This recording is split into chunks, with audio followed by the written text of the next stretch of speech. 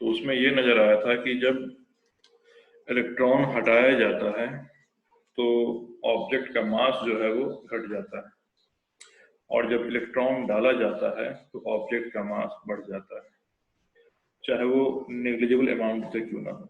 लेकिन हाँ, वही बहुत ज्यादा इलेक्ट्रॉन हो जाएगा ना। जैसे मान लो इलेक्ट्रॉन का मास कितना होता है, 9.1 इंटू 10⁻31 kg होता है। अब एक दो इलेक्ट्रॉन हटा है या डाला गया है तब तो मास का फर्क हमें नहीं दिखेगा। लेकिन मान लो मैं बोल दूं, फॉर एग्जाम्पल, अगर मैं बोलूं कि मैंने उस पर टोटल 10⁻31 इलेक्ट्रॉन, इतने नंबर ऑफ इलेक्ट्रॉन मैंने डाले हैं किसी भी ऑब्जेक्ट पे, मैंने 10⁻31 इलेक्ट्रॉन डाले हैं, तो एक इलेक्ट्रॉन का मास तो होता है ये 10⁻31 में कितना हो जाएगा, तो इसको इससे मल्टीप्लाई करना पड़ेगा। तो उस वक्त देखोगे कि उसका मास कितना से बढ़ जाएगा, 9.1 kg से बढ़ जाएगा। तो अगर ये तो हम सेंस कर पाएंगे, इसको तो हम मेजर कर पाएंगे। तो हम ये देखते हैं कि चार्ज होने से मास में भी फर्क पड़ता है, क्योंकि जहां मास है वहां चार्ज होगा ही होगा, जहां मास है वहां चार्ज होगा ही होगा। तो ये देखा गया था कि इलेक्ट्रॉन हटाया मतलब पॉजिटिवली चार्ज हुआ तो मास घट गया, और इलेक्ट्रॉन डाला मतलब निगेटिवली चार्ज हुआ तो मास जो है उसका बढ़ गया। उसका अगर डायमेंशन की बात करें, रेडियस की बात करें या वॉल्यूम की बात करें, तो वो जो है वो तो बढ़ती ही बढ़ती है, चाहे उस पर पॉजिटिवली चार्ज हो चाहे निगेटिवली चार्ज हो, वो तो बढ़ती ही बढ़ती है। और वो क्यों बढ़ती है, उसका कारण क्या होता है? कारण ये होता है कि सिमिलर तरह के चार्ज के बीच में क्या होता है, रिपल्सन होता है, और रिपल्सन के कारण हर एक चार्ज एक दूसरे दूर जाना चाहेगा। तुम ऐसे भी सोच सकते हो कि मान लो सर्किल है, ये एक ऐसे रस्सी है, उस रस्सी में मैं यहाँ पे बहुत सारे आदमी को बांध दूं, बहुत सारे लोगों को बांध दूं, और बोलूं सबको रस्सी के परपेंडिकुलर दौड़ने के लिए, ये सब रस्सी के परपेंडिकुलर फोर्स लगाएंगे तो कुछ देर में रस्सी जो है थोड़ा बहुत स्ट्रेच हो जाएगा और ये साइड हो जाएगी। सेम यही सिनेरियो हो रहा होता है कहाँ पे, जब चार्ज डाला जाता है तो साइज दोनों ही केस में क्या होता है, इंक्रीज होता है, बट मास जो है इलेक्ट्रॉन निकालने पर डिक्रीज होता है और इलेक्ट्रॉन डालने पे इंक्रीज होता है। तो ये हम देख चुके थे। अब हम देखेंगे कि ठीक है, कोई चीज चार्ज है या अनचार्ज है इसका पता लगाएंगे। कोई भी चीज, कोई दो ऑब्जेक्ट है उसमें से एक ऑब्जेक्ट चार्ज है, तो हम देखेंगे टेस्ट ऑफ चार्जिंग। नेक्स्ट इसमें टॉपिक है टेस्ट ऑफ चार्जिंग,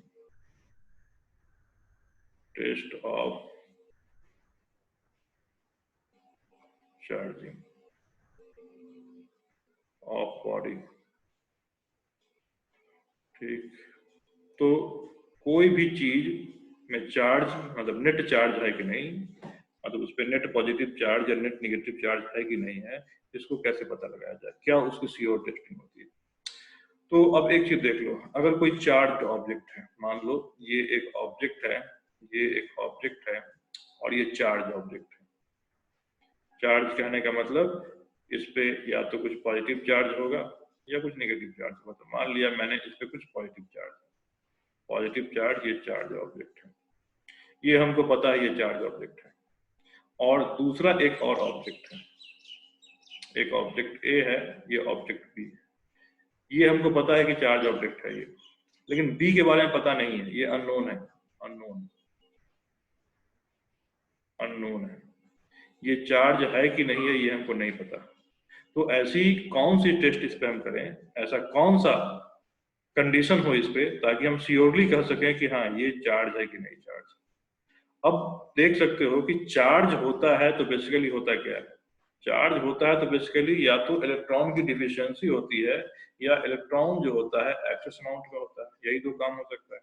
तो जब भी किसी चीज में, जब भी किसी मैटर में चार्ज का डिसबैलेंस होगा, मतलब इलेक्ट्रॉन की डिफिशियंसी होगी या इलेक्ट्रॉन ज्यादा होगा, तो मैटर क्या चाहेगा, मैटर चाहेगा कि जो भी एक्सेस चार्ज है उस पर, जो भी उस पर ज्यादा चार्ज है, चाहे पॉजिटिव चार्ज नेगेटिव चार्ज है, वो वहां से हटे, और उसको हटाने के लिए वो आसपास के मैटर को अपनी ओर खींचेगा, आसपास जो न्यूट्रल ऑब्जेक्ट है उसे अपनी ओर खींचेगा और फिर क्या करेगा, अपने चार्ज को हटाने की कोशिश करेगा। तो अगर ये न्यूट्रल ऑब्जेक्ट है, देखो इसमें दो केस हो सकता है। ये जो अननोन ऑब्जेक्ट है, ये अननोन ऑब्जेक्ट, तो ये क्या हो सकता है? ये हो सकता है न्यूट्रल हो सकता है, न्यूट्रल हो सकता है, या फिर और ये पॉजिटिवली चार्ज हो सकता है, पॉजिटिवली चार्ज हो सकता है, या फिर और ये निगेटिवली चार्ज हो सकता है। यही तीन संभावना है इसके साथ, ऑब्जेक्ट बी के साथ यही तीन संभावना है। मतलब इस पे कोई चार्ज हो ही ना, कोई चार्ज हो ही ना, मतलब क्यू नेट क्या हो जाए, इस पे 0 हो जाए, या फिर क्यू नेट क्या हो जाए, क्यू नेट क्या रहे, Q net some positive charge रहे, या क्यू नेट क्या रहे, निगेटिव चार्ज, निगेटिव चार्ज। अगर ये न्यूट्रल होगा तो कोई भी चार्ज ऑब्जेक्ट न्यूट्रल ऑब्जेक्ट को अपनी तरफ अट्रैक्ट करता है, कोई भी चार्ज ऑब्जेक्ट न्यूट्रल ऑब्जेक्ट को अपनी तरफ अट्रैक्ट करता है। या फिर अगर इस पे निगेटिव चार्ज हो तो निगेटिव और पॉजिटिव के बीच में भी अट्रैक्शन होगी, नेगेटिव एंड पॉजिटिव के बीच में भी अट्रैक्शन होगी। तो अट्रैक्शन की दो संभावना हो गई। अट्रैक्शन अगर लग रहा है ये ऑब्जेक्ट इसको अपनी ओर अट्रैक्ट कर रहा है, तो इसकी दो संभावना हो गई कि वो न्यूट्रल भी हो सकता है या निगेटिवली चार्ज भी हो सकता है। तो हम ये नहीं कह सकते सीधे कि अगर कोई ऑब्जेक्ट, ये A charge object A charge object A किसी ऑब्जेक्ट बी को अपनी ओर अट्रैक्ट कर रहा है तो वो चार्ज होगा ही होगा, है ना। अगर ये ऑब्जेक्ट बी को अपनी तरफ अट्रैक्ट कर रहा है, अपनी ओर खींच रहा है, तो इससे हम इस बात की श्योरिटी नहीं कह सकते हैं कि बी चार्ज होगा ही होगा। क्यों? क्योंकि अट्रैक्शन जो है, फोर्स ऑफ अट्रैक्शन दो केस में लग सकता है। कौन सा? जब ये न्यूट्रल होगा तब भी लग सकता है, और जब ये निगेटिवली चार्ज होगा तब भी लग सकता है। तो अट्रैक्शन जो है, एक ऑब्जेक्ट का दूसरे ऑब्जेक्ट के द्वारा अट्रैक्ट हो जाना, ये इस बात की गारंटी नहीं कहता कि ऑब्जेक्ट बी जो है वो चार्ज होगा। हाँ, ये है कि एक चार्ज होगा, लेकिन दोनों चार्ज है कि नहीं है इस बात की गारंटी नहीं करता। लेकिन अगर ये पॉजिटिवली चार्ज हो जाए, ऑब्जेक्ट बी पॉजिटिवली चार्ज हो जाए, तो ए जो है बी को रिपेल करेगा, अपने से दूर फेंकेगा। मतलब अगर दो ऑब्जेक्ट के बीच में रिपल्सन है, दो ऑब्जेक्ट के बीच में रिपल्सन है, तब इस बात की श्योरिटी है कि दोनों ऑब्जेक्ट क्या है, चार्ज ऑब्जेक्ट। तो चार्ज है कि नहीं है दो ऑब्जेक्ट, उसको टेस्ट करने का तरीका क्या होगा, कौन सा श्योर तरीका होगा? तो श्योर तरीका जो होगा वो होगा कि रिपल्सन, दोनों के बीच में रिपल्सन है, तभी जाके इस बात की कंफर्मेशन हो जाएगी कि वो दोनों ऑब्जेक्ट जो है वो चार्ज है। तो इसी चीज को यहाँ हम लिख देते हैं कि क्या क्या पॉसिबिलिटी हो सकती है। कि हम लिख सकते हैं कि when a charged body brings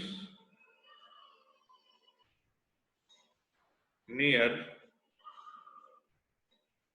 an uncharged body,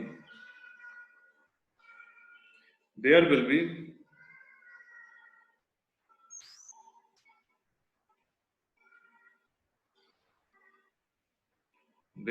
be attraction between them. Attraction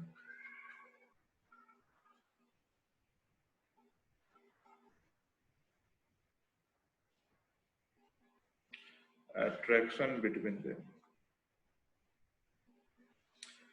And when a charged body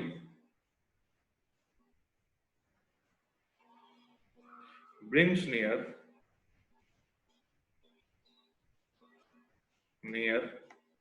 another charged body,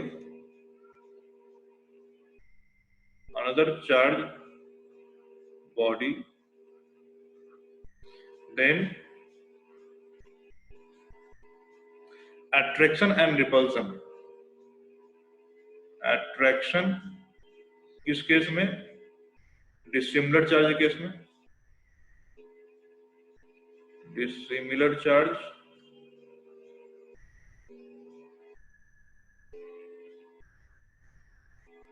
or repulsion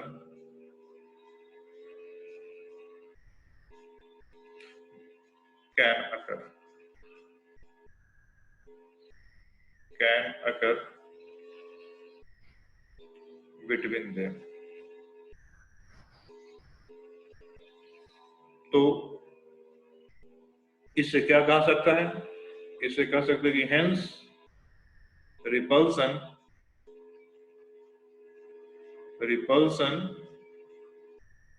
is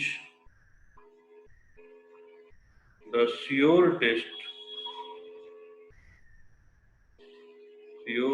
of charging. Repulsion जो है वो चार्जिंग का श्योर टेस्ट है, क्योंकि अट्रैक्शन तो neutral और charge दोनों के बीच में होता है, लेकिन रिपल्सन जो है वो केवल और केवल दो चार्ज ऑब्जेक्ट के बीच। आई होप ये समझ में आ गया होगा। सर अभी मिटाइएगा नहीं। ठीक, स्क्रीनशॉट लो।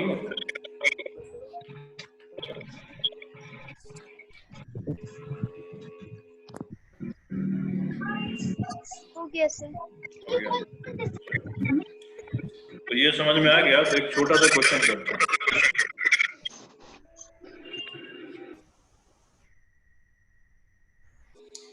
एक छोटा सा क्वेश्चन है, अभी जो पढ़े हैं उस कंसेप्ट पे और जो प्रेजेंटली पढ़े उसी पे बेस्ड है। क्वेश्चन है कि तुम्हारे पास 5 बॉल है, मान लो तुम्हारे पास 5 बॉल है, 1 2 3 4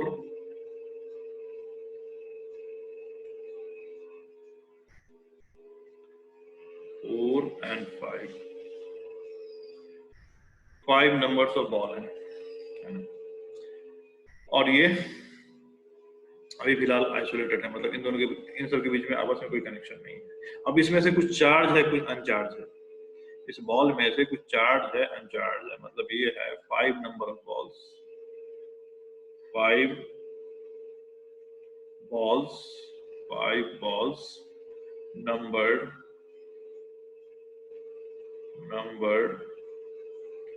1 to 5 लिख दिया गया।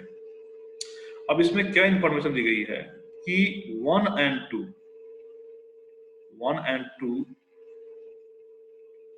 2 and 4 and 4 and 1 जब इनको बारी बारी से पास लाया गया तो ये जो है आपस में shows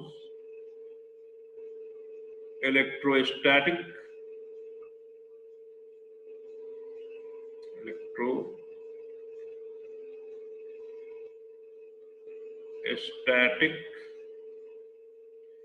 अट्रैक्शन शो करते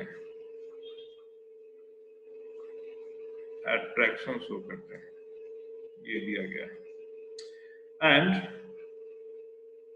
2 3 एंड 4 5 को जब पास लाया गया तो ये करते हैं सोल्स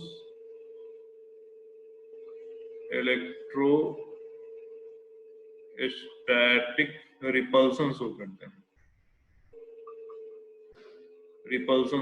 हैं, तो तुम्हें बताना है then ball 1 must be, ball 1 क्या होगा? ऑप्शन है A positively charge, B negatively charge, C neutral,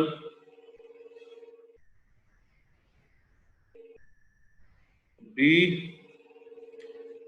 information insufficient,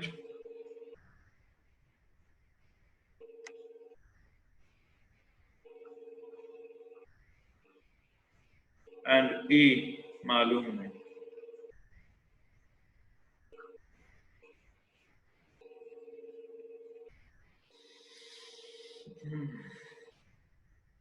चलो चलो, एक ने तो आंसर किया है सी, उज्जवल ने आंसर किया है, बाकी लोग भी आंसर दें।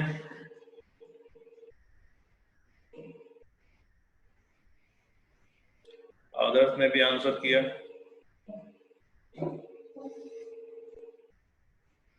विपुल ने भी आंसर, अनीस ने भी,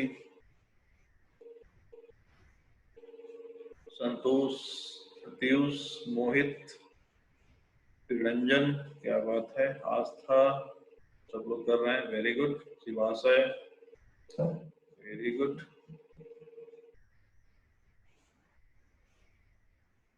रिधि, अमन, क्या बात, यश, विनीत, श्री,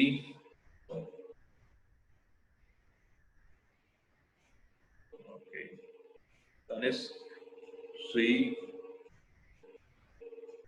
चलो वाह, क्या बात है, सब लोगों ने आंसर किया। और आदित्य, सी, और मैक्सिमम लोगों ने सही आंसर किया है। आशुतोष, बी, चलो, साक्षी, सी, गुंजा, सी, हर्ष, सी, अब एक रंजन है, पता नहीं है उसके पीछे क्या है, रंजन है, और उसके पीछे क्या, कौन सी लिपि है मुझे समझ में नहीं आ रही है, पता नहीं कौन सी लिपि है, रशियन में तक लिखा हुआ है कुछ। ओके, सी। चलो, काफी लोगों ने सही आंसर किया, काजल ने भी सी किया, काफी लोगों ने सही आंसर किया।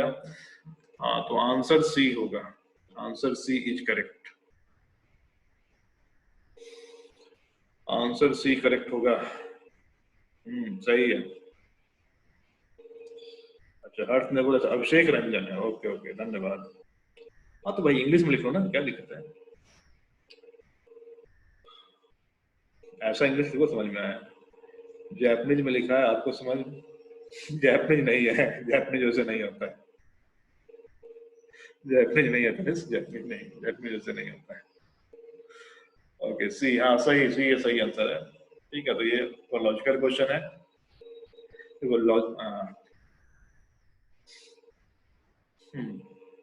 ओके, ठीक ठीक। तो ये देखो कैसे होगा, यहाँ पे ये चीज को देखो। बोल रहा है कि 1 और 2 में, जैसे मान लो ये बॉल 1 ले लिया, बॉल 1 है, और बॉल 2 ले लिया। 1 और 2 में क्या है, 1 और 2 में अट्रैक्शन है, ठीक है। 2 and 4 में भी क्या है, अट्रैक्शन है, एंड 1 4 में भी अट्रैक्शन है, ठीक है। देख लेते हैं। अब अट्रैक्शन होने के लिए, मान लेते हैं, ऐसे हमको पता नहीं तो मान लेते हैं कि चार्ज है। तो पहले 1 और 2 की बात करते हैं। तो मान लेते हैं कि अट्रैक्शन होने के लिए दोनों पे क्या होना चाहिए, अपोजिटिवली चार्ज होना चाहिए। तो मान लेते हैं इस पे पॉजिटिव चार्ज है, सपोज कर लेते हैं, और इस पे नेगेटिव चार्ज है ना, या फिर इस पे नेगेटिव चार्ज हो सकता है, ये पॉजिटिव चार्ज हो सकता है, ये दो केस में हो सकता है, इसके अलावा कुछ हो नहीं सकता है। तो कोई एक केस इसमें से होगा, एक पॉजिटिव एक नेगेटिव होगा, कोई इसमें से एक मान लेते हैं, दूसरे को उसी तरह किया जा सकता है। तो मान लिया गया कि 1 पे पॉजिटिव चार्ज है और 2 पे नेगेटिव चार्ज है, एक ये केस हो सकता है। और दूसरा केस हो सकता है कि इसमें से, इन दोनों में से कोई एक चार्ज होगा, कोई एक न्यूट्रल होगा, वो भी केस हो सकता है। तो पहले इसी को देख लेते हैं। तो 1 पे पॉजिटिव चार्ज है और 2 पे नेगेटिव चार्ज है, ये हमने कर लिया। तो इससे क्या हो गया कि 1 और 2 के बीच में अट्रैक्शन जो है जस्टिफाई हो गया। फिर बोल रहा है 2 और 4 के बीच में भी अट्रैक्शन, 2 और 4 के बीच में भी अट्रैक्शन है। अब हमने जो यहाँ माना है, ये 1 और 2 के लिए सही है कि अगर 1 पे पॉजिटिव चार्ज है, 2 पे नेगेटिव चार्ज है। अब 2 और 4 के बीच में अट्रैक्शन है, इन दोनों के बीच में अट्रैक्शन है, इसका मतलब इन दोनों के बीच में भी अपोजिट चार्ज होना चाहिए। अब हमने अभी जो एग्जांपल ले लिया उसमें मान लिया कि 2 पे क्या नेगेटिव चार्ज है, 2 पे नेगेटिव चार्ज है, तो इस पे क्या होना चाहिए, पॉजिटिव होना चाहिए, इस पे पॉजिटिव, तभी जाके अट्रैक्शन होगा। अब इससे क्या हो रहा है कि ये भी जस्टिफाई हो रहा है, इससे ये भी जस्टिफाई हो रहा है। अब देखते हैं 4 और 1 के बीच में अट्रैक्शन है, मतलब इन दोनों के बीच में अट्रैक्शन। तो ये जब सिनेरियो हमने लिया, इससे इन दोनों के बीच में तो अट्रैक्शन आएगा ही नहीं, इससे तो इन दोनों के बीच में रिपल्सन आएगा। तो यही कॉन्ट्रडिक्शन आ गया कि इस पे पॉजिटिव चार्ज नहीं होना चाहिए। ठीक है, तो और देख लेते हैं इस पे नेगेटिव ले लेंगे तो इस पे नेगेटिव तो क्या हो जाएगा, इस पे पॉजिटिव हो जाएगा और इस पे नेगेटिव हो जाएगा, बात वही आ जाएगी। यहाँ भी नहीं होगा, तो अब क्या चांस बनता है, अब ये चांस बनता है कि ये न्यूट्रल, अब ये चांस बनता है कि ये न्यूट्रल हो और इस पे पॉजिटिव चार्ज, इस पे नेगेटिव चार्ज, या इस पे नेगेटिव चार्ज, या इस पे पॉजिटिव चार्ज, है ना। और फिर फर्दर जो इन्फॉर्मेशन दिया गया 2 और 3 के बीच में क्या है, 2 और 3 के बीच में रिपल्सन है, 2 और 3 के बीच में रिपल्सन है, इसका मतलब 2 चार्ज है, क्योंकि रिपल्सन जो होता है वो CO टेस्ट ऑफ चार्जिंग होता है। तो 2 और 3 के बीच में रिपल्सन है, इसका मतलब 2 चार्ज है और 3 भी चार्ज है ना, 2 चार्ज है 3 भी चार्ज है। 4 और 5 के बीच में रिपल्सन है, इसका मतलब है कि 4 भी चार्ज है और 5 भी चार्ज है। तो अब ये बच जाता है पूरा का पूरा कंडीशन सेटिस्फाई होने के लिए कि C क्या होना चाहिए, न्यूट्रल, तभी ऐसा हो सकता है, नहीं तो ऐसा नहीं होगा। समझ में आया? Yes sir. Yes, sir. Okay, Yes, sir. चलो नेक्स्ट अब आते हैं। तो ये कंडक्टर और चार्जिंग के effect and test of charging, ये टॉपिक खत्म हुआ। अब आते हैं कि चार्जिंग करने के तरीके क्या क्या हो सकते हैं। हमने देख लिया कि ठीक है चार्ज हो सकता है, चार्ज के साथ क्या फिनोमेनन हो सकता है। तो हम देख सकते हैं कि किसी भी ऑब्जेक्ट को, जो ऑब्जेक्ट यहाँ पे कौन सा, तो यहाँ ऑब्जेक्ट को 2 तरीके से क्लासिफाई किया गया है, एक कंडक्टर है और एक इंसुलेटर है। तो वही कंडक्टर इंसुलेटर, 2 कंडक्टर है, उसको कैसे चार्ज किया जाएगा, इंसुलेटर कैसे चार्ज किया जाएगा। तो अब हम जो बात करेंगे ये चलेगी कहानी अब चार्जिंग ऑफ बॉडी की, बॉडी को चार्ज कैसे किया जाता है। तो नेक्स्ट टॉपिक जो है उसकी हेडिंग डालोगे, ये है नेक्स्ट टॉपिक की हेडिंग जो है ये है charging of a body,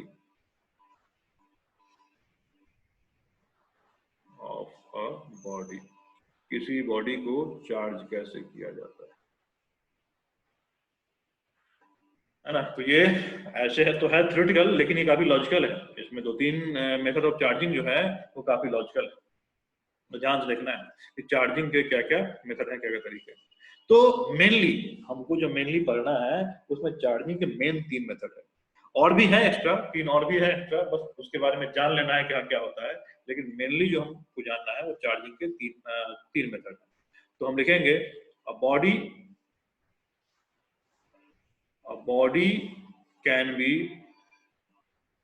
body can be charged by following methods.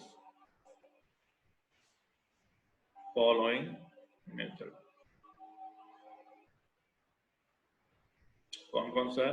एक है चार्जिंग बाय फ्रिक्शन, जो हम देखे थे, जो वीडियो क्लिप देखे थे उसमें था, है ना। फिर सेकेंड है charging by conduction,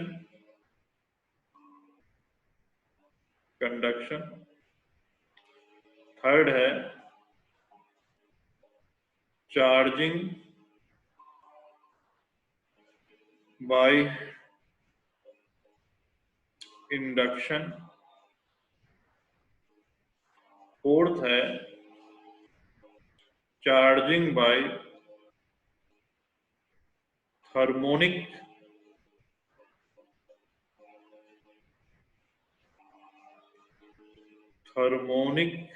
emission, fifth है चार्जिंग बाय फोटो एमिशन या फोटो इलेक्ट्रिक इफेक्ट,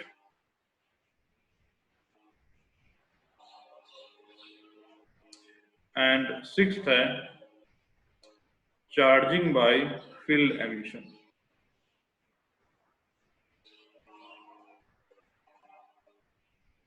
तो ये 3 जो है, ये 3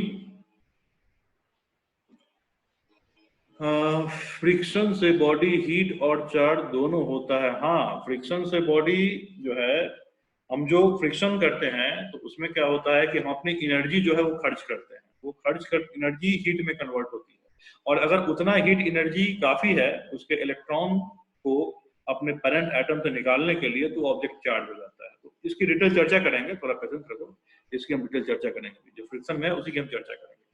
तो ये जो 3 मेथड्स हैं, कौन सा, charging by friction, charging by conduction and charging by induction, ये हमें इस लेवल पे पढ़ना है यहाँ पे अभी। और आगे जब हायर स्टडी करोगे तो इसमें इन सब के बारे में पढ़ा जाएगा। तो इन सब के बारे में तो बेसिक इंट्रो दे देंगे कि क्या होता है, और इसको थोड़ा सा डिटेल में पढ़ना है। Charging by friction, charging by conduction and charging by induction को डिटेल में पढ़ना है, ठीक है। तो फिर देखेंगे, अभी जो तुम्हारे क्वेश्चंस हैं तो रुक जाओ, पहले इसको पूरा देख लेते हैं, उसके बाद अगर कोई सवाल हो करना है इसको। तो हटाएं इसको स्क्रीन से।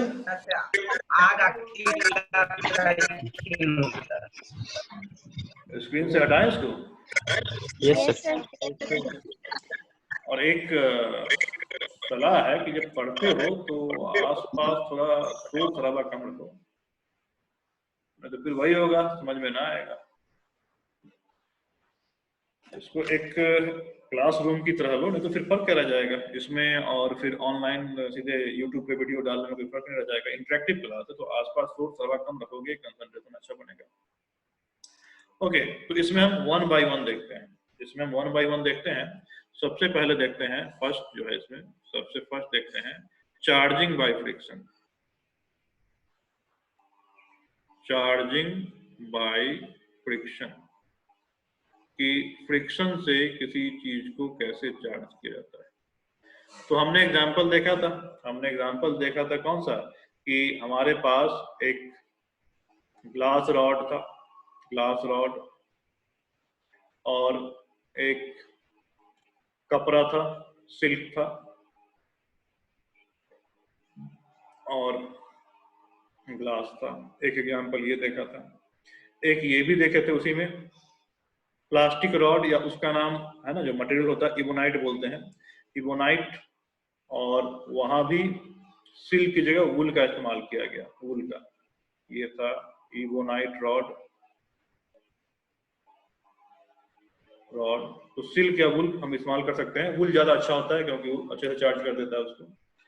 या फिर ये अगर न भी है तो अभी जो गर्मी का सीजन है, काफी ड्राई सीजन है ना, तो कॉम्ब, मान लो कॉम्ब लेते हैं हम लोग, है ना, कॉम्ब, और ये कोई है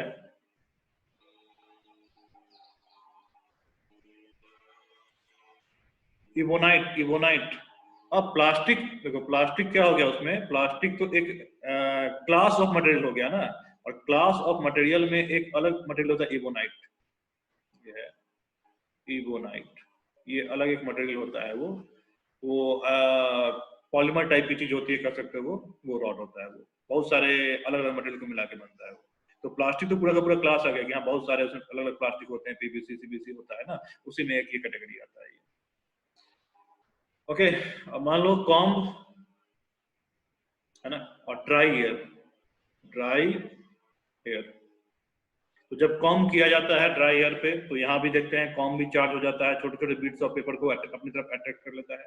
या कभी अब तो सभी घर में है वो मॉनिटर जो है, वो टीवी जो है, वो फ्लैट स्क्रीन होता है। पहले सीआरटी मॉनिटर आता था, CRT, cathode rays tube monitor. तो ऐसा होता था कि जब वो काफी चलता था, जब वो काफी देर चल गया तो उसके आसपास अगर जाते तो वो क्या करता था कि वो भी स्मॉल चीजों को अपनी ओर अट्रैक्ट कर लेता था, स्पेशली जो वो वही एयर है उसे अपनी ओर अट्रैक्ट कर लेता था। या पुराने जमाने में ग्रामोफोन हुआ करता था, ग्रामोफोन, वो काफी देर जब चलता था तो वो भी स्मॉल पीस को अपनी ओर अट्रैक्ट कर लेता था। तो ये सारे के सारे चीज जो है, ये एग्जाम्पल है चार्जिंग ऑफ फ्रिक्शन के, ये सारे के सारे एग्जाम्पल है चार्जिंग ऑफ फ्रिक्शन के। अब इसमें एक चीज गौर कर सकते हो, कि जितना ही मटेरियल लिया है मैंने, चाहे ग्लास की बात करूं, चाहे सिल्क की बात करूं, चाहे एबोनाइट रॉड जो प्लास्टिक है, वूल की बात करूं, कॉम्ब की बात करूं, ड्राई हेयर की बात करूं, सीआरटी मॉनिटर में जो आगे लगा होता है उसकी बात करूं, जो शीशा लगा होता है उसकी बात करूं, या ग्रामोफोन जो होता है उसकी बात करूं, ये सारे के सारे जो है ना, जो भी हैं, जो भी जैसे सीआरटी मॉनिटर या फिर इसकी बात करें, वो सारे के सारे क्या है, इंसुलेटर है। ये सारे के सारे जो है इंसुलेटर है। तो एक इसमें सबसे महत्वपूर्ण बात नजर आई कि चार्जिंग बाय फ्रिक्शन होगा, दो ऑब्जेक्ट के बीच में होगा, तो दो ऑब्जेक्ट के बीच में फ्रिक्शन करना है, और उसके द्वारा अगर ऑब्जेक्ट तुम चार्ज कर रहे हो तो क्या होना चाहिए कि एटलीस्ट कम से कम से कम उसमें से एक ऑब्जेक्ट इंसुलेटर होना ही चाहिए। अगर इंसुलेटर नहीं होगा, दोनों ऑब्जेक्ट कंडक्टर हो जाएगा, तो दोनों ऑब्जेक्ट अगर कंडक्टर होगा तो फिर तुम उसको फ्रिक्शन से चार्ज नहीं कर सकते हो, उस चीज को फ्रिक्शन से चार्ज नहीं कर सकते हो। तो चार्जिंग बाय फ्रिक्शन में क्या लिखा जाएगा कि ये वर्क करता है, work when at least one object is insulator. कम से कम एक, उसमें से दो में से एक इंसुलेटर हो, दोनों इंसुलेटर तो अच्छी बात है, लेकिन कम से कम एक क्या होना चाहिए, इंसुलेटर होना चाहिए, तभी जाके हम उसको चार्ज कर पाएंगे, नहीं तो ऐसे चार्ज नहीं कर पाएंगे। ओके, अब ये सेशन खत्म हो रहा है, लॉग इन करो नेक्स्ट सेशन में।